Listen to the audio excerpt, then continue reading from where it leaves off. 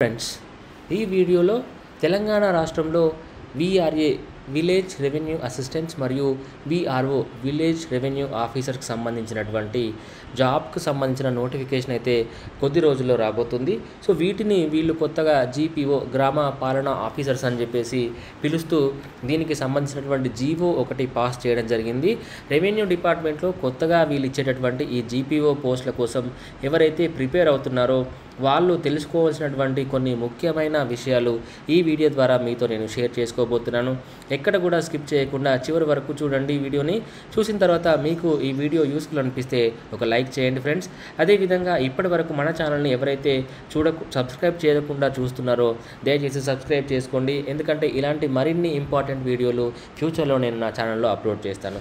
అదేవిధంగా ఎవరైతే మీ ఫ్రెండ్స్లో కానీ మీ రిలేటివ్స్లో కానీ మీ యొక్క సర్కిల్లో కానీ ఈ ఎగ్జామ్స్ కోసం ప్రిపేర్ అవుతున్న వాళ్ళు ఉన్నారో, ఈ జాబ్స్ కొట్టాలి అని చూస్తున్న వాళ్ళు ఎవరైతే ఉన్నారో డెఫినెట్గా వాళ్ళతో కూడా షేర్ చేయండి ఫ్రెండ్స్. ఎందుకంటే చాలా ముఖ్యమైనటువంటి విషయాలు ఇందులో మీతో నేను షేర్ చేసుకోబోతున్నాను. సో అందులో కొన్ని ముఖ్యమైనటువంటి విషయాలు ఏంటి అంటే అసలు ఈ వీఆర్ఏ వీఆర్ఓ జాబ్స్కు సంబంధించినటువంటి ఎంప్లాయీస్ ఎవరైతే ఉంటారో వాళ్ళకు సంబంధించినటువంటి రోల్స్ అండ్ రెస్పాన్సిబిలిటీస్ ఏముంటాయి, అంటే వాళ్ళు నిర్వహించేటటువంటి విధులు ఎలా ఉంటాయి, అదేవిధంగా వాళ్ళు జాబ్లో జాయిన్ అయిన తర్వాత కెరీర్లో గ్రోత్ అనేది ఎలా ఉంటుంది, అంటే వాళ్ళకి ప్రమోషన్స్ అనేది ఏ విధంగా ఉండబోతున్నాయి, అదేవిధంగా దీనికి సంబంధించినటువంటి ఎగ్జామ్కి వాళ్ళు ఎలా ప్రిపేర్ అవ్వాలి, సిలబస్ అనేది ఏముంటుంది, ఎగ్జామ్ ప్యాటర్న్ ఎలా ఉంటుంది, అదేవిధంగా వీళ్ళకి సంబంధించినటువంటి స్టార్టింగ్ శాలరీస్ ఎలా ఉంటాయి అనేది కూడా ఇంకా కొన్ని ముఖ్యమైనటువంటి విషయాలు కూడా ఇందులో మీతో నేను షేర్ చేయకపోతున్నాను. సో లేట్ చేయకుండా వీడియోని మనము స్టార్ట్ చేద్దాం. మన తెలంగాణ రాష్ట్రంలో వీఆర్ఓ మరియు వీఆర్ఏలకు సంబంధించినటువంటి రోల్స్ అండ్ రెస్పాన్సిబిలిటీస్, అంటే వాళ్ళ యొక్క విధులు ఎలా ఉంటాయి అనేది ఫస్ట్ మనం చూద్దాం. సో తెలంగాణలో గ్రామ రెవెన్యూ అధికారి వీఆర్ఓ విలేజ్ రెవెన్యూ ఆఫీసర్ యొక్క బాధ్యతలు, రెస్పాన్సిబిలిటీస్ అండ్ రోల్స్ ఏంటి అంటే మొట్టమొదటిగా వీళ్ళు గ్రామ రెవెన్యూ అధికారి గ్రామ స్థాయిలో, అంటే విలేజ్ రెవెన్యూ ఆఫీసర్ గ్రామ స్థాయిలో రెవెన్యూ మరియు పరిపాలనా కార్యకలాపాలను నిర్వహించేటటువంటి ముఖ్యమైన అధికారిగా వ్యవహరిస్తారు.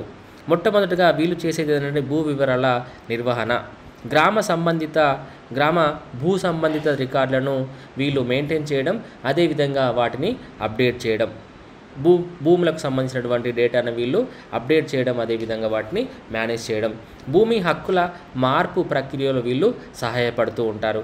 అదేవిధంగా భూ సర్వేలు నిర్వహించడం మరియు సరిహద్దులను గుర్తింపడం వీళ్ళ యొక్క ప్రధాన బాధ్యత. అదేవిధంగా ఆదాయపు పన్నులు, భూమి పన్నులు, నీటి పన్నులు మరియు ఇతర ప్రభుత్వ ఆదాయాలను వీళ్ళు వసూలు చేయడం, రైతులకు పట్టాదారు పాస్బుక్లు అందజేయడం, ఆదాయపు ధృవపత్రాలు అంటే ఇన్కమ్ సర్టిఫికెట్స్, కుల ధృవపత్రాలు అంటే క్యాస్ట్ సర్టిఫికెట్స్ మరియు ఇతర ధృవీకరణ పత్రాలు మంజూరు చేయడంలో వీళ్ళు సహాయపడుతూ ఉంటారు. అదేవిధంగా విపత్తు నిర్వహణ, మనకు మామూలుగా ఏంటంటే సహజ విపత్తుల సమయంలో ఎప్పుడైనా తుఫాను కానీ అలాంటివి కానీ వచ్చి పంట నష్టం ఎప్పుడైతే జరుగుతుందో అలాంటి సమయంలో నష్టపరిహార నివేదికలు తయారు చేయడం వీళ్ళ బాధ్యత. అదేవిధంగా వరదలు వచ్చినప్పుడు, పొడిబారిన భూములు, భూకంపాల వంటి విపత్తుల సమయంలో సహాయక చర్యలు చేపట్టడం, మరియు అదేవిధంగా శాంతి భద్రతలు మరియు పరిపాలన, గ్రామంలో శాంతి భద్రతలను పర్యవేక్షించడం, అధికారిక కార్యక్రమాలకు సహాయపడటం మరియు గ్రామ స్థాయిలో ప్రభుత్వ పాలనను అమలు చేయడం, అసాంఘిక కార్యకలాపాలను గుర్తించి ఆ సంబంధిత అధికారులకు నివేదికలు పంపించడం, అదేవిధంగా దీంతో పాటు ప్రభుత్వ సంక్షేమ పథకాల అమలుకు కూడా వీళ్ళు సహాయపడడం జరుగుతుంది. రైతులకు, బీదలకు, పేదలకు ప్రభుత్వం అందించే సంక్షేమ పథకాలను అమలు చేయడంలో సహాయపడుతూ ఉంటారు. అదేవిధంగా ప్రభుత్వ సూచనల ప్రకారము నిరుపేదలకు ఇళ్ల స్థలాల పంపిణీకి కూడా వీళ్ళు సహాయపడుతూ ఉంటారు. అదేవిధంగా ఎన్నికల సమయంలో ఓటర్ల జాబితాలను నిర్వహించడం, ఎన్నికల విధులను నిష్పక్షపాతంగా నిర్వహించడం వీరికి ఉన్నటువంటి ప్రధాన బాధ్యతలు. సో గ్రామాల్లో వీఆర్వేలు విలేజ్ రెవెన్యూ ఆఫీసర్స్ వచ్చేసి గ్రామ స్థాయిలో ప్రభుత్వము మరియు ప్రజల మధ్య ముఖ్యమైన వారధిగా వ్యవహరిస్తారు. ఫ్రెండ్స్, ఇప్పుడు మన గ్రామాల్లో అదేవిధంగా తెలంగాణ రాష్ట్రంలో వీఆర్ఏ గ్రామ రెవెన్యూ అసిస్టెంట్స్ యొక్క బాధ్యతలు ఏంటో అనేది ఇప్పుడు మనం చూద్దాము.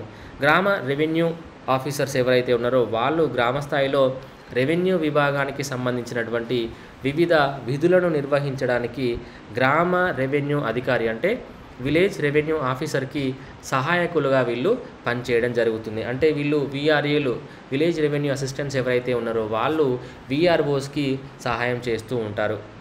దీనిలో ముఖ్యమైనటువంటి విషయాలు ఏంటి అంటే భూ సంబంధిత వివరాలను సేకరించి వీఆర్ఓలకి వీళ్ళు అందజేస్తూ ఉంటారు. భూమి సర్వేలో వీళ్ళు వీఆర్ఓస్కి సహాయం చేస్తూ ఉంటారు. భూమి సరిహద్దులను పరిశీలించడము మరియు మార్పులను వీఆర్ఓలకు వీళ్ళు నివేదించడం జరుగుతుంది. భూమి పన్నులు, నీటి పన్నులు వసూలు చేయడంలో వీళ్ళు వీఆర్ఓస్కి సహాయపడుతూ ఉంటారు. రైతులకు రెవెన్యూ రసీదులు వీళ్ళు అందజేస్తూ ఉంటారు. అదేవిధంగా పట్టాదారు పాస్బుక్లు, ఇన్కమ్ సర్టిఫికేట్స్, అదేవిధంగా రేషన్ కార్డుల వివరాలను అప్డేట్ చేయడంలో వీరు వీఆర్ఓలకు సహాయపడుతూ ఉంటారు. గ్రామ భూదారుల జాబితాను వీళ్ళు నిర్వహించడం జరుగుతుంది. రెవెన్యూ సంబంధిత అధికారులకు గ్రామ స్థితి గురించి సమాచారం వీళ్ళు అందిస్తూ ఉంటారు. ప్రభుత్వ ఆదేశాలను గ్రామస్తులకు వీళ్ళు చేరవేసడం జరుగుతుంది.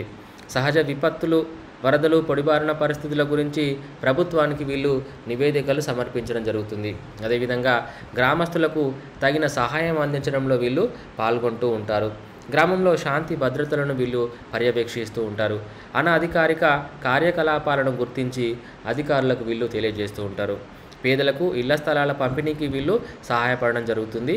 ప్రభుత్వ పథకాలను ప్రజలకు చేరవేయడం వీళ్ళ యొక్క బాధ్యత. ఓటర్ల జాబితాలను నిర్వహించడంలో వీళ్ళు సహాయపడుతూ ఉంటారు. ఎన్నికల ప్రక్రియలో ప్రభుత్వ అధికారులకు వీళ్ళు సహాయపడడం జరుగుతుంది. సో మొత్తంగా వీఆర్ఏలు, విలేజ్ రెవెన్యూ అసిస్టెంట్స్ ఎవరైతే ఉన్నారో వాళ్ళు గ్రామ అభివృద్ధి, రెవెన్యూ పనులు మరియు ప్రభుత్వ విధానాల అమలులో కీలక పాత్ర పోషిస్తూ ఉంటారు ఫ్రెండ్స్. సో ఇప్పుడు మనము నెక్స్ట్ ఈ యొక్క వీఆర్ఓ, వీఆర్ఏలకు మరి ప్రిపేర్ అవుతున్నటువంటి వాళ్ళు ఎవరైతే ఉన్నారో వాళ్ళ ఎగ్జామ్ ప్యాటర్న్ అనేది ఎలా ఉంటుంది, తర్వాత సిలబస్ ఎలా ఉంటుంది అనేది ఇప్పుడు మనము చూద్దాం. సో మొట్టమొదటిగా మనం చూసినట్లయితే ఈ యొక్క ఆఫీసర్స్ ఎవరైతే ఆస్పిరెంట్స్ ఎవరైతే ఉన్నారో ఈ యొక్క ఎగ్జామ్ కోసం ప్రిపేర్ అయ్యే వాళ్ళు ఎవరైతే ఉన్నారో వాళ్ళు మొట్టమొదటిగా గుర్తుంచుకోవాల్సింది ఏంటి అంటే సిలబస్ ఏమడుగుతున్నారు అంటే మన తెలంగాణ రాష్ట్రంలో ఇది నేను 2018 అప్పుడు నోటిఫికేషన్ అయితే రిలీజ్ చేయడం జరిగింది. సో దానికి సంబంధించినటువంటి డేటా బేస్ చేసుకొని మీకు ఈ యొక్క డీటెయిల్స్ అని నేను చెప్తున్నాను ఇక్కడ. సో మొట్టమొదటిగా దీనిలో వాళ్ళు అడిగేటటువంటి 150 క్వశ్చన్స్ అయితే వాళ్ళు అడగడం జరుగుతుంది ఎగ్జామ్ లోపల. ఇవన్నీ కూడా ఏంటంటే ఆప్షన్సే. ఇవేంటి అంటే మనకు ఏబిసిడి ఆప్షన్స్ ఉంటాయి కదా. సో అలాగా మీకు 150 క్వశ్చన్స్ అయితే వాళ్ళు అడగడం జరుగుతుంది. ఈ 150 క్వశ్చన్స్కి మ్యాక్సిమం మార్క్స్ వచ్చేసి 150. అదేవిధంగా డ్యూరేషన్ వచ్చేసి కూడా మీకు 150 మినిట్స్ అనేది వాళ్ళు ఇవ్వడం జరుగుతుంది. సో ఎగ్జామ్ పేపర్ వచ్చేసి మీకు 2 భాషల్లో ఉంటుంది. బైలింగ్వల్ వచ్చేసి తెలుగు మరియు ఇంగ్లీష్ 2 భాషల్లో కూడా ఎగ్జామ్ పేపర్ అనేది ఉండడం జరుగుతుంది. సో దీనిలో మీకు అడిగేటటువంటి సిలబస్ ఏంటి అంటే జనరల్ నాలెడ్జ్ మరియు సెక్రటేరియల్ ఎబిలిటీస్. జనరల్ నాలెడ్జ్లో వచ్చేసి మీకు current affairs, international, national, regional, అదేవిధంగా general science in everyday life, అదేవిధంగా ఎన్విరాన్మెంటల్ ఇష్యూస్ అండ్ డిజాస్టర్ మేనేజ్మెంట్కి సంబంధించిన క్వశ్చన్స్ అయితే అడగడం జరుగుతుంది. అదేవిధంగా geography and economy of India and Telangana మరియు ఇండియాకి సంబంధించినటువంటి జియోగ్రఫీ మరియు ఎకానమీ గురించిన ప్రశ్నలు అడగడం జరుగుతుంది. అదేవిధంగా Indian constitution, salient features, Indian political system, government, Panchayati Raj and rural డెవలప్మెంట్కి సంబంధించిన క్వశ్చన్స్ అయితే వీళ్ళు అడుగుతారు. Modern Indian history with a focus on Indian national movement, అదేవిధంగా history of Telangana and Telangana movement, Telangana history మరియు తెలంగాణ ఉద్యమానికి సంబంధించినటువంటి క్వశ్చన్లు కూడా వీళ్ళు అడుగుతారు. అదేవిధంగా society, culture, heritage, arts and literature of Telangana, policies of Telangana state, ethics, sensitivity to gender and weaker sections and social awareness. ఇవన్నీ కూడా మీకు జనరల్ నాలెడ్జ్లో వీళ్ళు అడిగేటటువంటి క్వశ్చన్స్. సో ఇందులో జనరల్ నాలెడ్జ్ తర్వాత నెక్స్ట్ ఉన్నటువంటి టాపిక్ ఏంటి అంటే సెక్రటేరియల్ ఎబిలిటీస్. ఇందులో వీళ్ళు బేసిక్ ఇంగ్లీష్ 8th స్టాండర్డ్ వరకు ఉన్నటువంటి ఇంగ్లీష్ క్వశ్చన్స్ అడగడం జరుగుతుంది. అదేవిధంగా mental ability, verbal and non verbal, అదేవిధంగా లాజికల్ రీజనింగ్, న్యూమరికల్ ఎబిలిటీస్ మరియు అర్థమెటికల్ ఎబిలిటీస్. ఈ 5 కాన్సెప్ట్లు కూడా వీళ్ళు ఈ యొక్క సెక్రటేరియల్ ఎబిలిటీస్లో కవర్ చేయడం జరుగుతుంది. సో చెప్పినట్టుగా 150 క్వశ్చన్స్ అనేది 75 క్వశ్చన్స్ కింద వీళ్ళు 75 మార్క్స్ కింద వీళ్ళు డివైడ్ చేయడం జరిగింది. సో జనరల్ నాలెడ్జ్కి 75 క్వశ్చన్స్, అదేవిధంగా ఈ సెక్రటేరియల్ ఎబిలిటీస్కి 75 మార్క్స్ వీళ్ళైతే అలకేట్ చేయడం జరుగుతుంది. సో ఇవి సిలబస్కి సంబంధించిన క్వశ్చన్స్. అదేవిధంగా ఎగ్జామ్ ప్యాటర్న్ వచ్చేసి చెప్పాను కదా, 150 క్వశ్చన్స్ ఉంటాయి, 150 మినిట్స్ ఉంటుంది, నెగిటివ్ మార్కింగ్ ఏమి ఉండదు. క్వశ్చన్ పేపర్ వచ్చేసి ఇంగ్లీష్ మరియు తెలుగు 2 లాంగ్వేజెస్లో ఉంటుంది.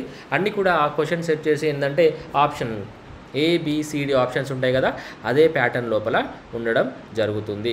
సో దీని తర్వాత నెక్స్ట్ వచ్చేసి వీళ్ళ శాలరీ మనం చూసుకున్నట్లయితే మన తెలంగాణ రాష్ట్రంలో కొత్తగా రిక్రూట్మెంట్ చేసుకున్నటువంటి VRO VRAలకి దాదాపుగా వీళ్ళు 16,000 నుంచి 49,000 వరకు వేతనాలు చెల్లించేటటువంటి అవకాశం ఉంది అని చెప్పేసి మనకున్నటువంటి సమాచారము. సో దీంతో పాటుగా మరి వీళ్ళకు ప్రమోషన్స్ ఎలా ఉంటాయి మన తెలంగాణ రాష్ట్రంలో VRO VRAలకు సంబంధించి అనేది ఇప్పుడు మీతో నేను షేర్ చేసుకోబోతున్నాను. సో ఎవరైతే మన తెలంగాణ రాష్ట్రంలో VRA విలేజ్ రెవెన్యూ అసిస్టెంట్స్ ఎవరైతే ఉన్నారో వాళ్ళ నుంచి వాళ్ళ కెరీర్లో ఎదగడానికి ఎంత స్కోప్ ఉంది అంటే వాళ్ళు VRA నుంచి వాళ్ళు VRO పదవికి అయితే వీళ్ళు ప్రమోట్ అవ్వచ్చు. అంటే విలేజ్ రెవెన్యూ అసిస్టెంట్ నుంచి వాళ్ళు విలేజ్ రెవెన్యూ ఆఫీసర్కి వాళ్ళు ప్రమోట్ అయ్యేటటువంటి అవకాశాలు ఉన్నాయి. ఇది అధిక విద్యార్హతలు అంటే ఇంటర్మీడియట్ లేదా డిగ్రీ ఉన్నవారికి ప్రమోషన్స్ పొందడానికి ఎక్కువగా అవకాశాలు ఉంటాయి. అదేవిధంగా రాష్ట్ర ప్రభుత్వం వాళ్ళు డిపార్ట్మెంటల్ పరీక్షలు నిర్వహించినప్పుడు ప్రమోషన్స్ పొందేటటువంటి అవకాశాలు కూడా వీళ్ళకు ఎక్కువగా ఉంటాయి. సో వీళ్ళు VRA నుంచి వీళ్ళు VROకి ప్రమోట్ అవ్వచ్చు. అదేవిధంగా ఆల్రెడీ VRO పొజిషన్లో ఉన్నటువంటి వాళ్ళు మరి వాళ్లకు ప్రమోషన్ అవకాశాలు ఎలా ఉంటాయంటే VROగా అనుభవము, సీనియారిటీ మరియు డిపార్ట్మెంటల్ పరీక్షల ఆధారంగా వీళ్ళు డిప్యూటీ తహసీల్దార్గా పదోన్నతి పొందవచ్చు. సాధారణంగా దీనికి 10 సంవత్సరాల పైగా అనుభవం అనేది అవసరం. దీనిలో ప్రభుత్వ విధి విధానాలు, ఖాళీలు సంఖ్య ఆధారంగా ఈ యొక్క ప్రమోషన్ అనేది జరుగుతుంది. సో VRO నుండి వీళ్ళు డిప్యూటీ తహసీల్దార్కి అయితే ప్రమోట్ అవ్వచ్చు. డిప్యూటీ తహసీల్దార్ నుంచి తహసీల్దార్కు కూడా వీళ్ళు ప్రమోట్ అయ్యేటువంటి అవకాశాలు ఉన్నాయి. డిప్యూటీ తహసీల్దార్గా పనిచేసిన తర్వాత తహసీల్దార్గా ప్రమోషన్ పొందే అవకాశం ఉంది. సో దీనికి అనుభవం మరియు సీనియారిటీ ఆధారంగా ఇది నిర్ణయించబడుతుంది. తహసీల్దార్ నుంచి వీళ్ళు రెవెన్యూ డివిజనల్ ఆఫీసర్ RDOగా కూడా వీళ్ళు ప్రమోషన్ పొందేటటువంటి అవకాశాలు ఉన్నాయి. సో తహసీల్దార్గా పనిచేసినటువంటి వారు రెవెన్యూ డివిజనల్ ఆఫీసర్గా కూడా ప్రమోషన్ పొందవచ్చు. ఇది ఎక్కువ అనుభవం, ప్రభుత్వ విధానాలు మరియు ఖాళీలపై ఆధారపడి ఉంటుంది. సో ఎవరైతే ఈ VRA పొజిషన్లో ఉన్నటువంటి ఎంప్లాయీస్ ఎవరైతే ఉన్నారో, జాయిన్ అయ్యే వాళ్ళు ఎవరైతే ఉన్నారో వాళ్ళు దాదాపుగా RDO రెవెన్యూ డివిజనల్ ఆఫీసర్గా కూడా వీళ్ళు ప్రమోషన్ పొందేటటువంటి అవకాశాలు ఉన్నాయి. సో మరికొందరు ఏంటంటే మరీ ఎక్స్పీరియన్స్ ఉన్నటువంటి RDOలు ఎవరైతే ఉన్నారో వీళ్ళు జాయింట్ కలెక్టర్గా కూడా ప్రమోషన్ పొందే అవకాశాలు ఉన్నాయని చెప్పేసి మనకున్నటువంటి సమాచారము. సో మొత్తంగా మనం చూసుకున్నట్లయితే మన తెలంగాణ రాష్ట్రంలో VROలకు ప్రమోషన్స్ అనేది కొంచెం ఈజీగా లభించేటటువంటి అవకాశం ఉంది. కానీ VRAలకు మాత్రం అవకాశాలు అనేది చాలా పరిమితంగా ఉంటాయి. అధిక విద్యార్హతలు, డిపార్ట్మెంటల్ పరీక్షలు మరియు అనుభవము, ప్రమోషన్లు ఇవన్నీ రావడానికైతే ఇంపార్టెంట్ ఫ్యాక్టర్స్. సో ప్రభుత్వం ఏదైతే విధి విధానాలను రూపొందిస్తుందో అదేవిధంగా సీనియారిటీని బట్టి, అదేవిధంగా డిపార్ట్మెంటల్ పరీక్షలను బట్టి ఈ యొక్క ప్రమోషన్స్ అయితే వాళ్ళు పొందేటటువంటి అవకాశం ఉంది. సో ఇదండి ఈ వీడియో ద్వారా మీతో నేను షేర్ చేసుకోవాలనుకున్న విషయం. మీకు ఈ వీడియో నిజంగానే నచ్చినట్లయితే లైక్ చేయడం మర్చిపోవద్దు ఫ్రెండ్స్. అదేవిధంగా మీ సర్కిల్లో ఉన్నటువంటి వాళ్ళకి ఈ వీడియోని షేర్ చేయండి. ఇప్పటి వరకు మన ఛానల్ని సబ్స్క్రైబ్ చేసుకున్నట్లయితే దయచేసి సబ్స్క్రైబ్ చేసుకోండి.